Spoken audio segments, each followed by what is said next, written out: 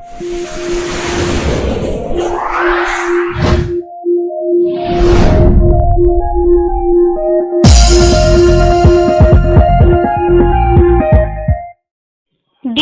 अध्याय में हमने बताया था कि अर्जुन कुरुक्षेत्र में अपने संबंधी जनों अथवा गुरुजनों को देखकर मोहित हो जाते हैं तथा श्री कृष्ण से युद्ध न करने के लिए प्रार्थना करते हैं। ऐसे में श्री कृष्ण अर्जुन को युद्ध करने के लिए समझाते हैं और मोह माया के बंधनों से मुक्त हो जाने के लिए कहते हैं। अब आगे श्री कृष्ण के समझाने पर अर्जुन पूछते हैं कि हे जनार्दन, यदि आपको कर्म की अपेक्षा ज्ञान श्रेष्ठ मान्य है तो फिर हे केशव, मुझे भयंकर कर्म में क्यों लगाते हैं? आप मिले हुए वचनों से मेरी बुद्धि को मानो मोहित कर रहे हैं। इसीलिए उस एक बात को निश्चित करके कहिए जिससे मैं कल्याण को प्राप्त हो जाऊं। श्री कृष्ण कहते हैं, हे निष्पाप, इस लोक में दो प्रकार की निष्ठा मेरे द्वारा पहले कही गई है। उनमें से सांख्य योग की निष्ठा तो ज्ञान योग से और योगियों की निष्ठा कर्म योग से होती है। मनुष्य न तो कर्मों का आरंभ किए बिना निष्कर्मता को यानी योग निष्ठा को प्राप्त होता है और न कर्मों के केवल त्याग मात्र से सिद्धि यानी सांख्य निष्ठा को ही प्राप्त होता है। निसंदेह कोई भी मनुष्य किसी भी काल में क्षण मात्र भी बिना कर्म किए नहीं रहता, क्योंकि सारा मनुष्य समुदाय प्रकृति जनित गुणों द्वारा परवश हुआ कर्म करने के लिए बाध्य किया जाता है।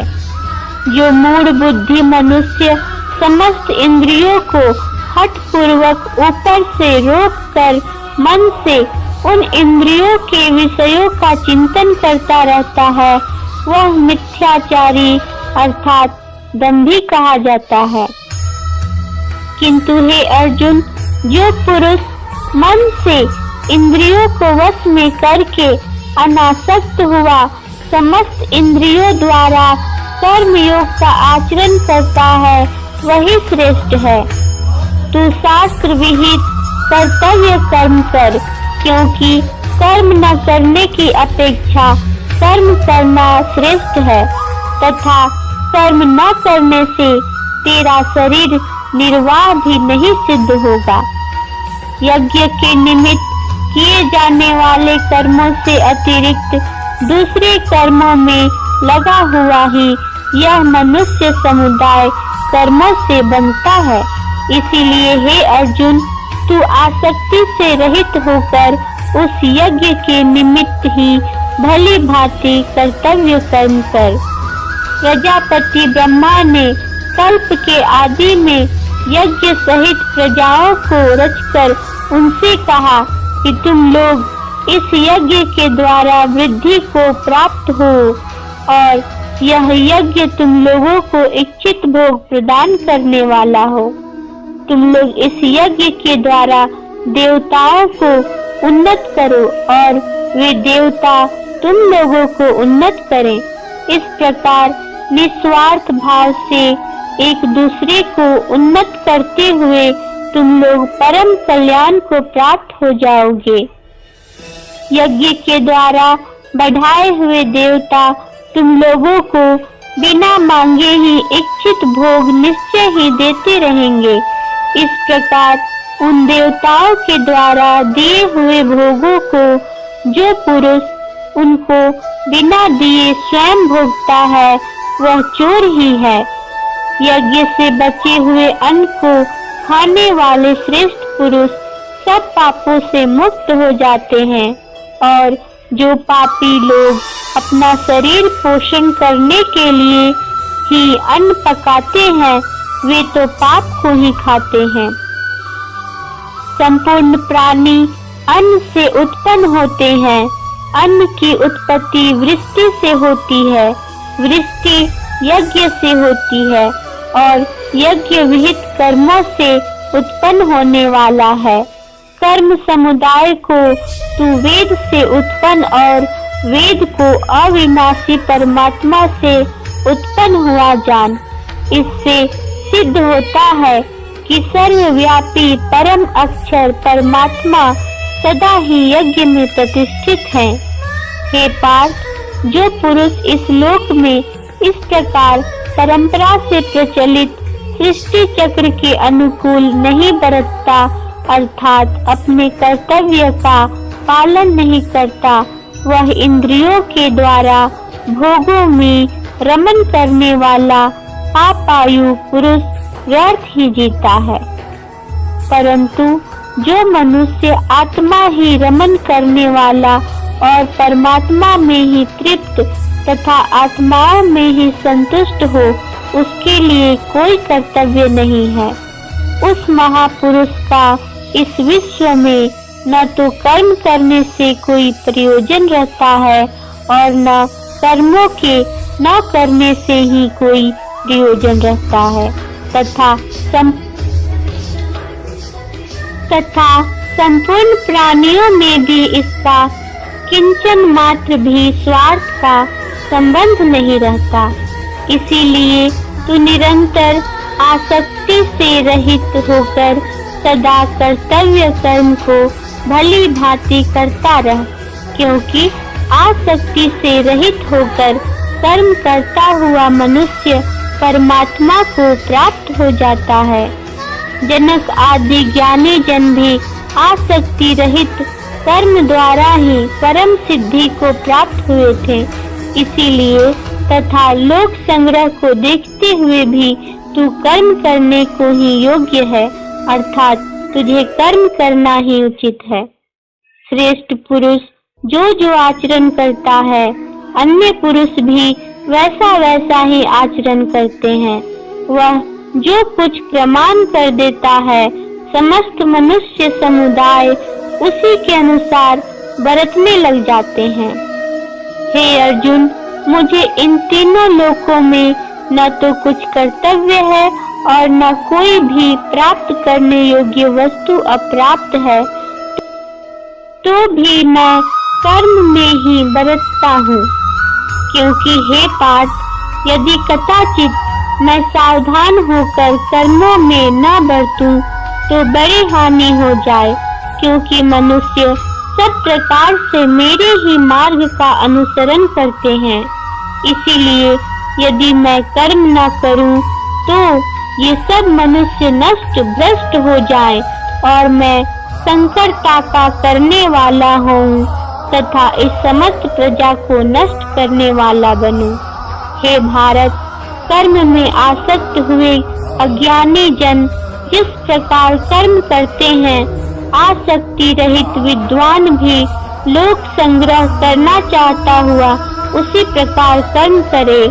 परमात्मा के स्वरूप में अटल स्थित हुए ज्ञानी पुरुष को चाहिए कि वह शास्त्र विहीन कर्मों में आसक्ति वाले अज्ञानियों की बुद्धि में भ्रम अर्थात कर्मों में अश्रद्धा उत्पन्न न करे, किंतु स्वयं शास्त्र विहित समस्त कर्म भली भांति करता हुआ उनसे भी वैसे ही करवावे। वास्तव में संपूर्ण कर्म सब प्रकार से प्रकृति के गुणों द्वारा किए जाते हैं, तो भी जिसका अंतःकरण अहंकार से मोहित हो रहा है, ऐसा अज्ञानी मैं करता हूँ ऐसा मानता है। परंतु हे महाबाहो, गुण विभाग और कर्म विभाग के तत्व को जानने वाला ज्ञान योगी संपूर्ण गुण ही गुणों में बरत रहे हैं, ऐसा समझकर उनमें आसक्त नहीं होता। प्रकृति के गुणों से अत्यंत मोहित हुए मनुष्य गुणों में और कर्मों में आसक्त रहते हैं। उन पूर्णतया न समझने वाले मंद बुद्धि अज्ञानियों को पूर्णतया जानने वाला ज्ञानी विचलित न करे। मुझ अंतर्यामी परमात्मा में लगे हुए चित्त द्वारा संपूर्ण कर्मों को मुझ में अर्पण करके आशा रहित, ममता रहित और संताप रहित होकर युद्ध कर। जो कोई मनुष्य दोष दृष्टि से रहित और श्रद्धा युक्त होकर मेरे इस मत का सदा अनुसरण करते हैं, वे भी संपूर्ण कर्मों से छूट जाते हैं। परंतु जो मनुष्य मुझ में दोष आरोपण करते हुए मेरे इस मत के अनुसार नहीं चलते हैं, उन मूर्खों को तू संपूर्ण ज्ञानों में मोहित और नष्ट हुए ही समझ। सभी प्राणी प्रकृति को प्राप्त होते हैं, अर्थात अपने स्वभाव के परवश हुए कर्म करते हैं। ज्ञानवान भी अपनी प्रकृति के अनुसार चेष्टा करता है, फिर इसी में किसी का हट क्या करेगा। इंद्रिय के अर्थ में अर्थात प्रत्येक इंद्रिय के विषय राग और द्वेष छिपे हुए स्थित है। मनुष्य को उन दोनों के वश में नहीं होना चाहिए, क्योंकि वे दोनों ही इसके कल्याण मार्ग में विघ्न करने वाले महान शत्रु हैं। अच्छी प्रकार आचरण में लाए हुए दूसरे के धर्म से गुण रहित भी अपना धर्म अति उत्तम है।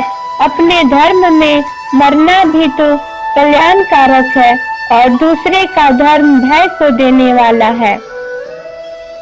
अर्जुन बोलते हैं कि हे कृष्ण, तो फिर यह मनुष्य स्वयं न चाहता हुआ भी बालात लगाए हुए की भांति किससे प्रेरित होकर पाप का आचरण करता है। तभी श्री कृष्ण बोलते हैं, काम एष क्रोध एष रजोगुण समुद्भव।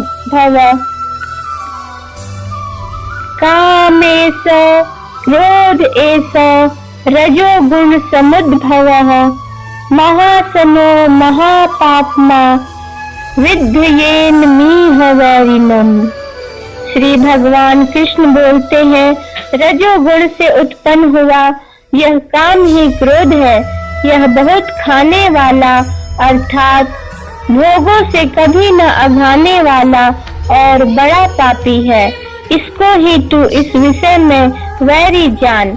जिस प्रकार धुएं से अग्नि और मैल से दर्पण ढका जाता है तथा जिस प्रकार जेल से गर्भ ढका रहता है, वैसे ही उस काम के द्वारा यह ज्ञान ढका रहता है। हे अर्जुन, इस अग्नि के समान कभी न पूर्ण होने वाले काम रूप ज्ञानियों के नित्य वैरी के द्वारा मनुष्य का ज्ञान ढका हुआ है। इंद्रिय, मन और बुद्धि ये सब इसके वास स्थान कहे जाते हैं। यह काम इन मन, बुद्धि और इंद्रियों के द्वारा ही ज्ञान को आच्छादित करके जीवात्मा को मोहित करता है। इसीलिए श्री कृष्ण कहते हैं, इसीलिए हे अर्जुन, तू पहले इंद्रियों को वश में करके इस ज्ञान और विज्ञान का नाश करने वाले महान पापी काम को अवश्य ही बलपूर्वक मार डाल। इंद्रियों को स्थूल शरीर से पर यानी श्रेष्ठ, बलवान और सूक्ष्म कहते हैं। इन इंद्रियों से पर मन है, मन से भी पर बुद्धि है और जो बुद्धि से भी अत्यंत पर है वह आत्मा है। इस प्रकार बुद्धि से पर अर्थात सूक्ष्म, बलवान और अत्यंत श्रेष्ठ आत्मा को जानकर और बुद्धि के द्वारा मन को वश में करके हे महाबाहु, तू इस काम रूप दुर्जय शत्रु को मार डाल।